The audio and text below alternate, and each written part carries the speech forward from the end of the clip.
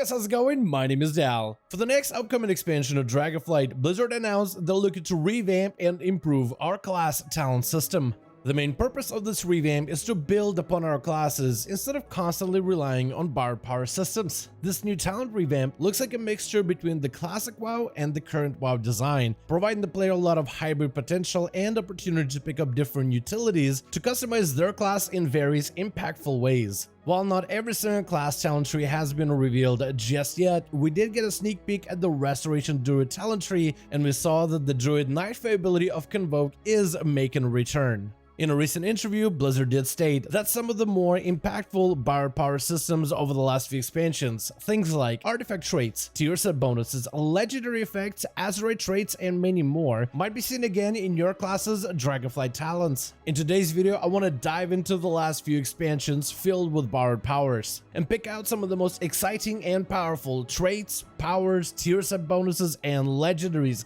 that could potentially make it into your class talent tree in the next major content update. But right before we get into this video, most of you guys watching these videos are still not subscribed. However, the more of you are reminded, the more of you do. So let's keep it going. Subscribe to the channel as well as to the bell if you're watching these videos anyway, especially if you want to get regular updates about the next World of Warcraft expansion of Dragonflight. Since we know the Restoration Druids will be getting access to the Covenant ability of Convoke, it's very likely classes will see some of the more iconic abilities also appear in their talent trees. And I can't think of a more iconic duo than Paladins and the Venthyr Covenant ability of Ashen Hollow, where a Paladin is able to consecrate a large portion of the ground with a vengeful aura, making the ground oppressive for your foes to stand in, while delivering a soothing heal to your allies. It's a massive 4-minute cooldown that envelops an area, providing a large amount of healing to anyone that stands in it, making it a very powerful tool within raid situations. The damage side of things is also just as impressive. This ability is very potent against large amount of enemies stacked together, or potentially fantastic against a singular boss fight. While standing on the hollow ground, the Paladin's damage is amplified by quite a bit, together with legendaries, conduits, and Avenging Wrath amplifying your damage. A Holy Paladin or Protection Paladin can become a DPS Paladin for a short amount of time, and the damage you can deliver every 4 minutes that Ashen is down is quite substantial, giving Paladins an extra deadly edge for the last few seasons of Mythic Plus, and greatly elevating their standing within raid situations. Nowadays, most Paladins have swapped into the Necrolord Covenant to better suit their tier set bonus. However, Ashen Hollow really did open up opportunities for Holy Paladins and their damage opportunities within PvE content. Because of its relevance, I think Ashen Hollow has an opportunity to continue making an impact heading into the next expansion.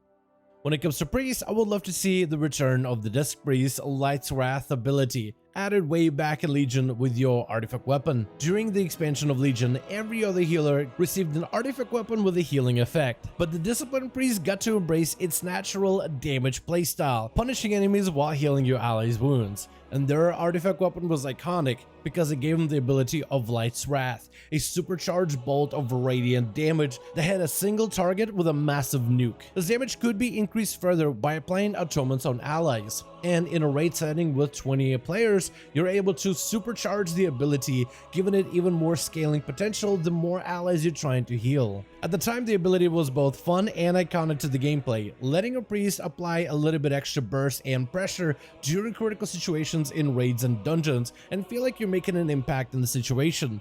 Together with Light's Wrath, they could also bring in Calm Legendary, which will let Light's Wrath reduce the mana cost of most of your spells, with the duration determined for every single target healed by Light's Wrath through Atonement, giving Disc Priest a brand new mana conservation mechanic. Blizzard is aware that Disc Priest can be pretty mana hungry. They even baked in some mana regeneration with their recent tier set bonus. Bringing back such an iconic ability together with its mana conservation mechanic would create an interesting opportunity for Disc Priest going forward.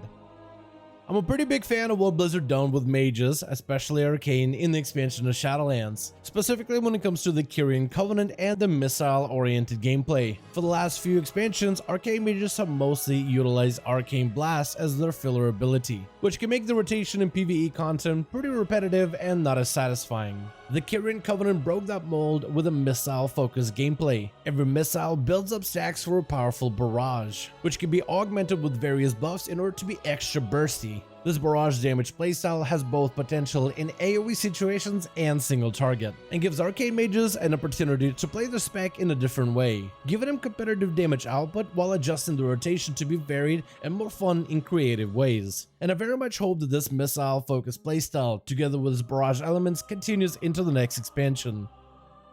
The next class on the list is going to be the Death Knight with their Legion artifact trait of Vampiric Aura, which allowed you and your party to get empowered for 20% more leech whenever you used your artifact weapon ability. I'm a big fan of classes bringing in utility to provide to their group or party, and Blood Death Knights back in Legion were one of the more popular tanks for Mythic Plus content. The Vampiric Aura ability allowed Blood DK to increase their group's survivability. With this enhanced leech, most groups were able to sustain themselves through damage alone. It was a way for Blood DK to contribute towards the group's success, and especially helpful for the healer trying to keep the group alive, as Leech is one of the strongest stats that a healer can utilize, allowing him to focus the healing on everybody else in the party, with Leech mending their own health. This Leech bonus was a very powerful utility to bring into small group situations for Mythic Plus content, and I would love to see more utility tools return to the class talents in the next expansion.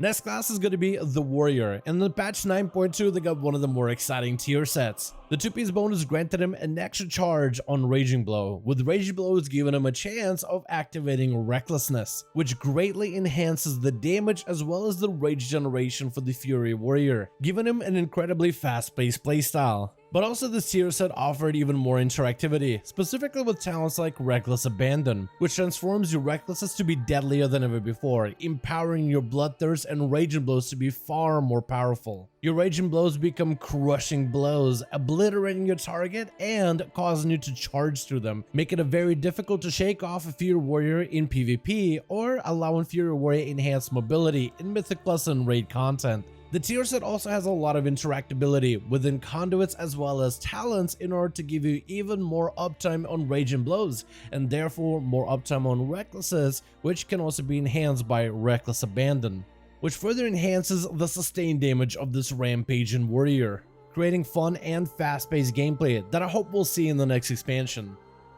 When it comes to the class of Hunter, I want to draw from an Azerite trait from Battle for Azeroth, specifically the trait of Rapid Reload, which will allow both Marksman and Beast Mastery to get bonus effects on their multi-shot ability, which when hitting more than one target would allow it to fire off again and reduce the cooldown of one of your major class abilities, giving both Beast Mastery and Marksman more opportunity for cooldown uses in large AoE situations. It's very similar to how the Survival Hunter ability of Carve will reduce the cooldown of your bombs. Your multi-shots would reduce the ability like Aspect of the Wild for Beast Mastery Hunter, which made it super effective within AoE content. Similar to Fury Warrior, it sped up the gameplay of Beast Mastery and Marksmanship Hunters and offered them meaningful cooldown reduction mechanics. It also played off of other traits that greatly enhanced the mastery of Aspect of the Wild, which further increased the value of that AoE rotation, making the short cooldowns you get from this Azerite trait even more impactful. Playing an Outlaw Rogue, I'm a big fan of cooldown reduction mechanics being added to other classes, and hopefully we'll see more of those coming into the next expansion.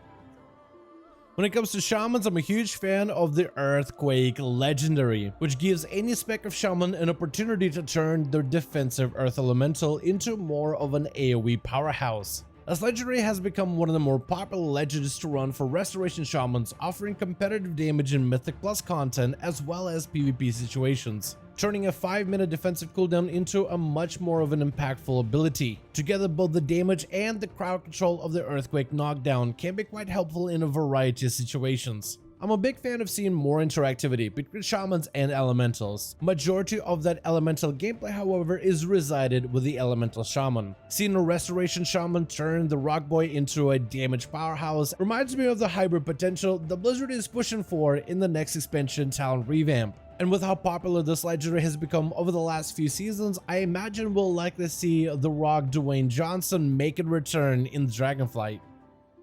When it comes to Feral Druids, I'm a big fan of their Shadowlands tier set for the patch 9.2.